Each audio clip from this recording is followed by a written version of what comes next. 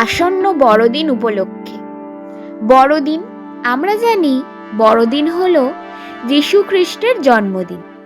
এই উপলক্ষে মাদার মেরির একটি ঘটনা ও মা শারদার মিল। এক জাদুকর, সে জাদু দেখায়। সে কিন্তু ভক্ত মা মেরিকে তার খুব ভক্তি। তার বাড়ির কাছাকাছি একটা মঠ ছিল। সেই মঠের প্রধানের সংস্পর্শে এসে সে সাধু হয়ে গেল। সে আর জাদু দেখায় না, মঠেই থাকে। মঠেই সবার মা মেরির উপাসনা করে। তাদের নানা গুণ, কেউ ধর্মপুস্তক পড়েন, কেউ ছবি আঁকেন, কেউ মেরির গান রচনা করেন। তারা মনে করেন সবই মেরির জন্য করছেন। এদের সুন্দর জীবনযাপন দেখে নিজের প্রতি খুব ধিক্কার এলো। কিন্তু হঠাৎ তার মনে হলো, আমি তো মাকে জাদু দেখাতে পারি। তারপর সে মঠে রাত্রিতে যখন সকলে ঘুমিয়ে পড়ে, তখন মা মেরিকে খেলা দেখাতে শুরু করল।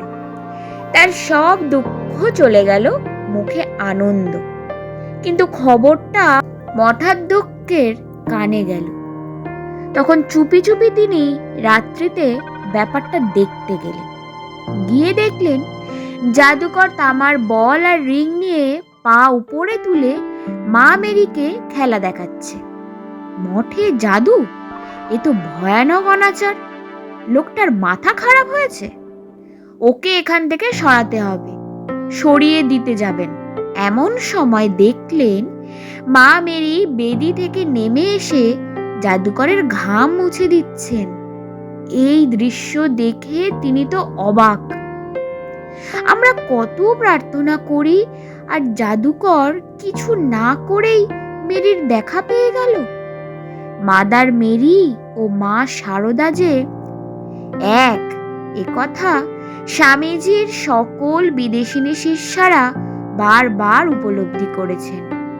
নিবেদিতা থেকে সিস্টার ক্রিস্টিন। অতএব সবচেয়ে সহজ উপায়, মাকে স্মরণ করলেই সব কাজ হয়ে যাবে। মাদার মেরি ও মা শারদা, তোমাদের প্রণাম আমার ও সকল ভক্তবৃন্দের পক্ষে। ধন্যবাদ।